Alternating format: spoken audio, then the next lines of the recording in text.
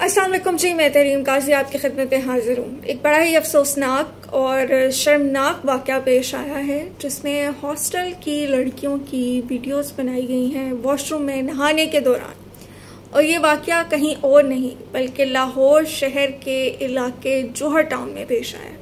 जौहर town के साथ मुल्हिका एक सोसाइटी है जिसे BOR सोसाइटी कहा जाता है। वहाँ पे मौजूद एक गर्ल्स हॉस्टल में ये इंकशाफ होता है कि लड़कियों की वीडियोस बनाई जा रही हैं नाजेबा जब वो नहाने के लिए वॉशरूम्स में जाती हैं। वहाँ पे खुफिया कैमरे लगा के रखे हुए हैं। इस सारे सिनेरियो का पता तब चलता है जब एक लड़की जाती है और अपने चचा से जाकर इसके हवाले से डिस्कस करती है और फिर उसके चचा जो हैं वो जौहर टाउन के थाने में आते हैं और रिपोर्ट लिखवाते हैं, इसको रिपोर्ट करते हैं। जब ये मामला सामने आता है तो पता चलता है कि हॉस्टल के जो इंतजामिया है, जो मियाँ सलीम और उसकी अहलिया फौजिया हैं, वो इस हॉस्टल को चलाते हैं। ये हॉस्टल उनका है और उनके साथ जो उनके मुलाजमीन हैं जो दीगर इलाकों से आए हुए हैं वो भी इसमें मुलव्वस हैं। फिर बात यहीं पे ख़त्म नहीं होती। ये एक वाक़या आता है, फिर दूसरा वाक़या रिपोर्ट होता है जो कि फैसल टाउन का एक ब्यूटी पार्लर है। वहाँ पे जब ख़वातीन कपड़े बदलने के लिए जाती हैं चेंजिंग रूम में या वॉशरूम में, वहाँ पे कैमरे लगाए गए हैं और उनकी नासेबा वीडियोस बनाई जाती हैं और उन्हें ब्लैकमेल किया जाता है। इस वाक़े में 4 ख़वातीन के खिलाफ मुकदमा दर्ज हुआ है। ये फैसल टाउन D ब्लॉक में एक पार्लर वाक़ है अरूसा ब्यूटी पार्लर के नाम से। उस पार्लर की जो मालिका है वो अरूसा साहिबा हैं और उसके साथ जो उसकी वर्कर्स हैं वो भी इसमें मुलव्वस हैं। पुलिस ने इस हवाले से भी कार्रवाई शुरू कर दी। इस सारे सिनेरियो में क्या पता चलता है? इस सारे सिनेरियो में पता ये चलता है कि हम बहैसियत इंसान इस कदर गिर चुके हैं कि हम चंद पैसों की खातिर किसी की भी इज्जत को दांव पे लगा सकते हैं। हमें इस बात से फ़र्क नहीं पड़ता कि कोई जलील हो रहा है, किसी की ज़िंदगी तबाह हो जाएगी, हम वो वीडियो बना के मंजर आम पे ले आएंगे। उसको क्या क्या सोसाइटी में फेस करना पड़ेगा। हॉस्टल वाले वाक़े की बात कर लेते हैं। अब जिन लड़कियों की वो वीडियोज़ बनाई गई हैं, अभी तक तो इसके हवाले से कोई अपडेट नहीं आई है कि वो वीडियोस कहाँ पे डार्क वेब पे फ़रोख्त की गई हैं या उन्हें इंटरनेट पे डाला गया है। जो भी हो, उनकी ज़िंदगियों पे क्या असर पड़ेगा। फिर आप ये देखें कि इससे माशरे में लड़कियों की तालीम के लिए कितनी रुकावट पैदा होगी। हॉस्टल्स में जो लड़कियां आती हैं वो दूसरे शहरों से पढ़ने के लिए आती हैं। वालिदैन बड़ी मेहनत करके अपने खून पसीने की कमाई से उनको हॉस्टल्स में यहाँ पढ़ने के लिए, रहने के लिए भेजते हैं। और जब हॉस्टल्स में उनके साथ ये सब होगा तो क्या कोई दूसरे वालिदैन अपनी बेटियों को यहाँ भेजने के लिए राजी होंगे?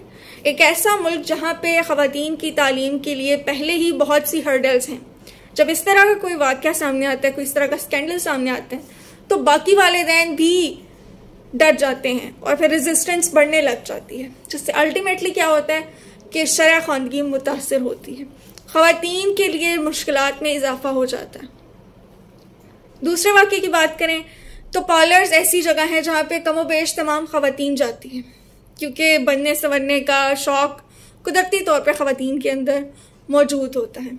अब पार्लर्स एक ऐसी जगह है जहाँ पे बहुत बहुत सेंसिटिव किस्म का काम हो रहा होता है, क्योंकि स्किन को ट्रीट किया जा रहा होता है। लेकिन वो सेंसिटिव काम जब इस तरह के नाज़ेबा अंदाज में बदल जाए तो वहाँ पर आने वाले लोगों का एतबार ख़त्म हो जाता है। बहुत सी ख़वातीन हैं जिनका रोज़गार पार्लर से जुड़ा हुआ है, बहुत सी। लेकिन जब इस तरह का कोई वाक़या होता है तो पार्लर्स के ऊपर से ट्रस्ट ख़त्म हो जाता है, क्योंकि कोई आ रहा है किसी जगह पे तो ट्रस्ट करके आ रहा है ना। जब उसका ट्रस्ट ब्रेकअप होगा तो वो कैसे दोबारा से उसको बिल्डअप कर सकेगा। ट्रस्ट वो कीमती चीज़ है जो एक दफ़ा टूट जाए तो फिर नहीं बनती। ये हीरे की तरह है, इसको आप जोड़ नहीं सकते। अब यहाँ पे as a state, as a government क्या रोल आता है कि ऐसे वाक़यात को, ऐसे मुजरिमों को, ऐसी घटिया पस ज़हनियत रखने वालों को कैफरे किरदार तक पहुँचाया जाए। सबसे पहले तो हुकूमत को, FIA और जो दीगर इदारे हैं इसमें कानून नाफिज करने वाले, उनको इन्वॉल्व करके ऐसे लोगों के लिए सख्त से सख्त सज़ाओं का बंदोबस्त करना चाहिए। और फिर सबसे अहम चीज़ है विक्टिम्स। जब ऐसा कोई वाक़या सामने आता है तो विक्टिम्स जो हैं वो अपनी आइडेंटिटी रिवील होने के खदशे की वजह से रिपोर्ट ही नहीं करते। ख़ुसूसन ख़वातीन तो रिपोर्ट करने से घबराती हैं। अगर अनमैरिड हों तो और ज़्यादा उनका यह ख़तरा बढ़ जाता है कि शादी के लिए रुकावटें आ जाएंगी और मसाइल आ जाएंगे। तो ऐसे में होना क्या चाहिए? होना ये चाहिए कि ऐसा कोई भी वाकया अगर किसी भी औरत के साथ होता है तो वो विक्टिम है, she is not the culprit. Society को भी ये चीज समझने की जरूरत है कि एक बंदा जिसकी कोई विल ही नहीं है, जो अपने एक काम से कहीं गया है, वो अपने अब हॉस्टल में तो वो रह रही हैं और उनकी वीडियोस बनाई जा रही हैं, उन्हें पता ही नहीं है। तो क्या इसमें उनका कोई कसूर है? क्या वो पैसे दे के, भारी भारी रकमें दे के इसलिए हॉस्टल्स में अपने लिए कमरा जगह खरीदती हैं कि उनकी वीडियोस बनाई जाए खुफिया तौर पे और फिर उनको सेल किया जाए? सबसे पहले समझने की ये ज़रूरत है कि हमें इस तरह के वाक़यात को नॉर्मल लेने की ज़रूरत नहीं है। ये एक्सेप्शनल वाक़यात हैं और इनके अंदर मुजरिमों को सज़ा देना बहुत ज़्यादा ज़रूरी है, क्योंकि जितनी ज़्यादा मुजरिमों को सख्त सज़ा मिलेगी, दूसरे लोगों के लिए उतना ही इबरत का निशान बनेंगे। तो आपके ख्याल में इस तरह के वाक़यात पे हुकूमत का क्या रिएक्शन होना चाहिए और लोगों का क्या रिएक्शन होना चाहिए? मुझे कमेंट्स में ज़रूर बताइएगा। अगली किसी वीडियो तक के लिए मुझे इजाज़त दीजिए। अल्लाह हाफ़िज़।